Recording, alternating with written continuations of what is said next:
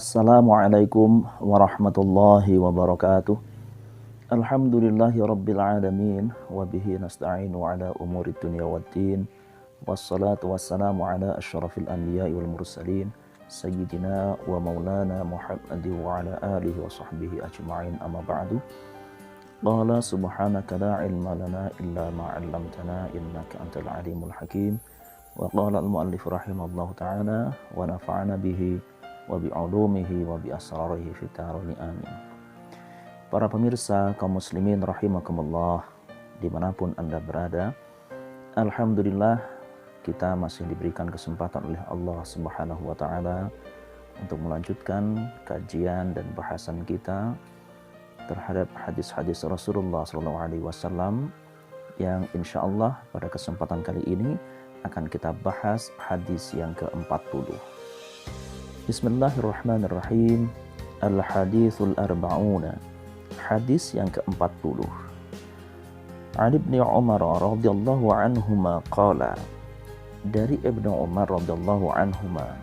Ini yang dimaksud adalah Abdullah Ibnu Umar. Beliau berkata, akhadha Rasulullah sallallahu alaihi wasallam bimankibayya faqala. Rasulullah SAW memegang pundakku seraya kemudian beliau bersabda, kun fid dunya ka'annaka gharibun aw 'abiru sabilin. Jadilah engkau di dunia ini seolah-olah engkau adalah orang asing atau orang yang sedang melaksanakan perjalanan. Wa kana Ibnu Umar radhiyallahu anhu yaqulu, dan Abdullah bin Umar juga pernah menyampaikan, idza amsayta fala tantadhir as-sabaha wa idza asbahta fala tantadhir al-masaa. Ketika engkau berada dalam kondisi di sore hari atau menjelang malam, maka tidak perlu engkau tunggu sampai datangnya waktu pagi. Dan ketika engkau berada di waktu pagi, juga tidak perlu engkau menunggu sampai datangnya waktu sore atau menjelang malam. Wa khudh min sihhatika limaradika wa min hayatika limautika. Rawahul Bukhari. Dan ambillah manfaat dari kondisi sehatmu atau kesehatanmu untuk engkau persiapkan sewaktu-waktu engkau mengalami sakit, dan juga manfaatkanlah ketika engkau sedang hidup untuk persiapan menuju kematianmu. Hadis riwayat Imam Al-Bukhari.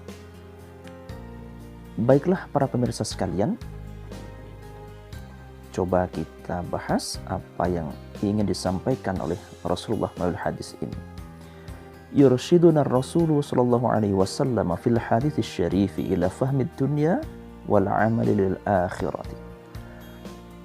Melalui hadis yang sangat mulia ini, Rasulullah sallallahu alaihi wasallam mengarahkan, memberikan petunjuk kepada kita untuk memahami hakikat dunia dan amal yang harus kita kerjakan untuk persiapan kita menuju kehidupan akhirat.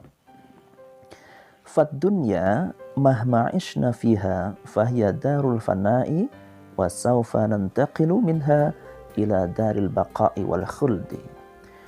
Kehidupan dunia ini meskipun kita tinggal di dalamnya, tetapi dunia ini merupakan tempat atau kehidupan atau kediaman yang akan mengalami kerusakan. Sifatnya sementara saja, dan kita semuanya akan beralih, berpindah dari kehidupan dunia ini menuju kehidupan yang serba kekal dan abadi. Jadi para pemirsa sekalian, Rasulullah mengumpamakan kita semuanya, sebenarnya kita ini sedang melaksanakan suatu pengembaraan atau suatu perjalanan di mana dunia ini hanya tempat kita singgah sejenak saja. Di seperti ibarat atau pepatah yang mengatakan kita ini seolah-olah hanya orang yang sedang mampir untuk sekedar minum 1 teguk, 2 teguk menghilangkan rasa haus semata. Yang setelah itu kita akan lanjutkan lagi perjalanan kita. Lidzalika kun fid dunya ka'annaka musafirun tufariquha an qaribin. Oleh karenanya kita ini di dunia itu jadilah engkau seolah-olah seperti seorang musafir, seorang pengelana, seorang pengembara, tinggal sejenak, kemudian kita pun akan meninggalkan atau pergi berpisah dari tempat yang kita singgahi itu. Wala taltafits ila ma fiha min zinatin wa syahawatin. Oleh karenanya, nasihat untuk kita adalah jangan sekali-kali kita berpaling atau fokus kepada kehidupan dunia ini, di mana di dalamnya banyak sekali perhiasan ataupun godaan yang mengundang hasrat atau syahwat kita. Tidak perlu kita fokus ke sana.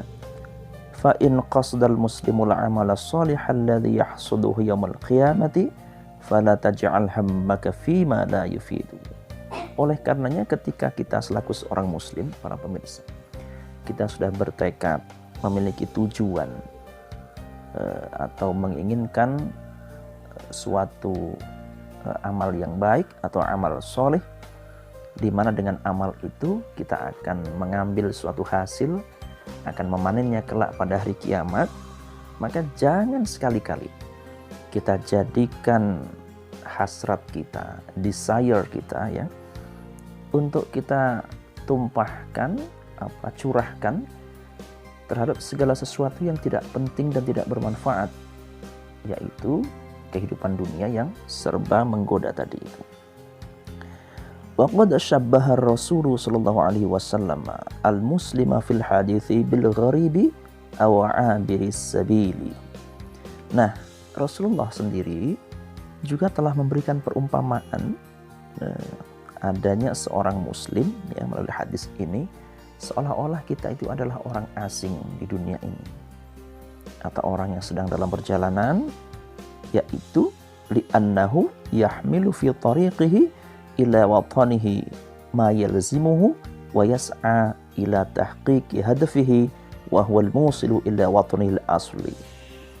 Lah, karena kita ini para pemirsa diibaratkan Rasulullah seperti orang yang sedang dalam perjalanan, otomatis seorang pengembara yang baik, seorang pengembara yang berpikiran lurus dan berpikiran sehat, tentu saja kita akan mempersiapkan diri dengan sebaik-baiknya, membawa bekal yang cukup, membawa bekal yang sebanyak-banyaknya, di mana bekal ini nanti akan kita bawa untuk menuju kepada tanah air kita atau tujuan kita yang sebenarnya atau yang asli. Jadi para pemirsa sekalian, kita selaku warga negara Indonesia misalnya, kita lahir di Indonesia, inilah tanah air kita.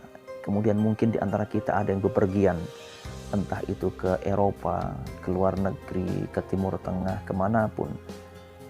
Ia pasti memiliki kerinduan untuk kembali ke tanah airnya yang semula, yang diibaratkan inilah tanah air kita yang asli itu tadi. Jadi terkadang kita perlu merenungkan, sungguh tidak mulia, sungguh tidak bijak, sungguh tidak baik ketika ada orang-orang yang dia lahir di Indonesia, tanah airnya di sini, hanya saja ia menyerap pengetahuan dari luar, entah dari barat maupun juga dari Timur Tengah, tetapi kemudian dia malah menghancurkan tanah air sendiri. Itu pemikirannya perlu dipertanyakan.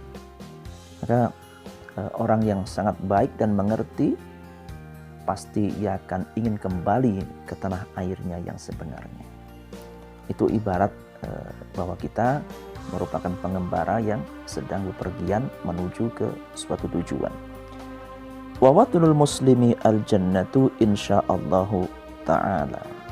Dan tanah air yang asli yang dimiliki oleh seorang muslim itu yang sebenarnya adalah surganya Allah Subhanahu wa ta'ala. Jadi para pemirsa, pada hakikatnya kita ini akan kembali, ya, kita akan kembali menuju tujuan yang hakiki, yang di sini disebutkan bahwa tujuan hakiki seorang muslim, tanah air seorang muslim adalah surganya Allah Subhanahu wa ta'ala. Oleh karenanya kita perlu mempersiapkan bekal yang sangat banyak.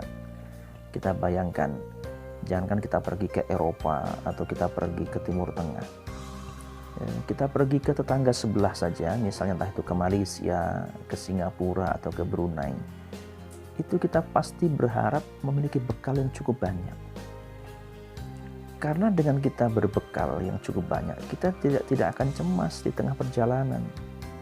Akan beda misalnya kita pergi, kemudian bekal kita pas-pasan atau bahkan mungkin sangat kurang dari cukup, itu pasti kita akan mengalami kecemasan, kita akan gundah, kita tidak akan tenang selama perjalanan karena khawatir terjadi sesuatu di tengah perjalanan. Nah, demikian pula hakikat kita selaku muslim itu akan menuju kepada Allah.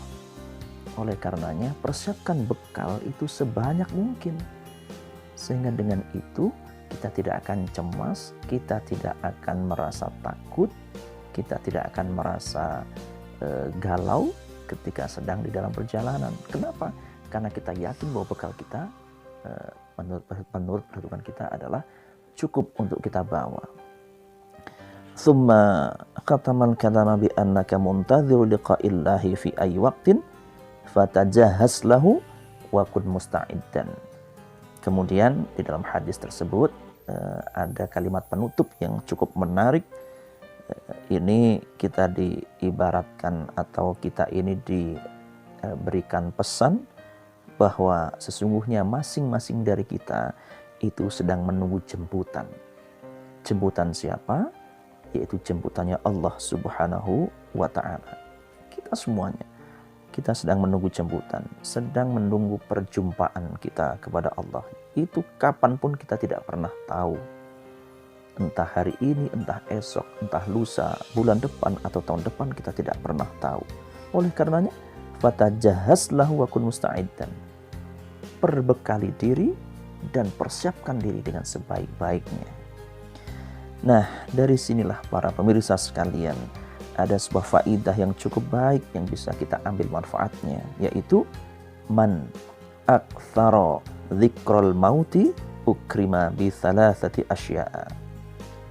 Siapa saja yang memperbanyak dirinya terus mengingat maut, mengingat kematian, maka ia akan dimuliakan dengan 3 hal. Yang pertama adalah ta'jilut taubati, yaitu ia akan mempersegerakan diri untuk bertaubat kepada Allah. Jadi tidak perlu menunggu.